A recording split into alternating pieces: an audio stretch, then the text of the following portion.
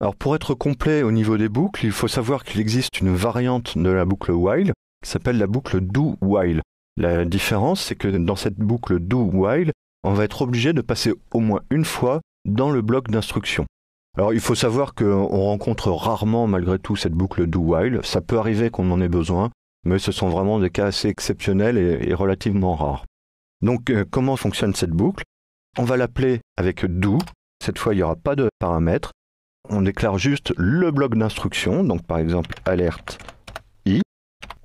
Et on va terminer cette déclaration par un while et la condition de sortie, i inférieur à 5. Donc là encore, il n'y a ni condition d'initialisation ni incrémentation. Donc il va falloir déclarer d'abord i et l'initialiser. Là, i égale 0. Donc do alerte i, while i++. Donc si on teste dans notre page de test, i inférieur à 5. Alerte i++. Donc voilà, 0, 1, 2, 3, 4. Et voilà.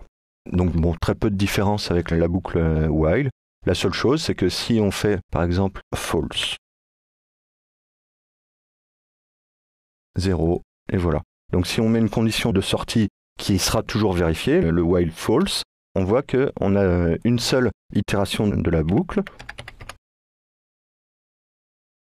Si on avait cette écriture, on n'aurait aucune entrée dans la boucle. On voit bien que la seule différence entre une boucle while et une boucle do while, c'est que la do while va exécuter le bloc d'instruction au moins une fois avant éventuellement de sortir de la boucle. Alors que dans une boucle while, on peut avoir des cas où on ne rentre pas dans la boucle.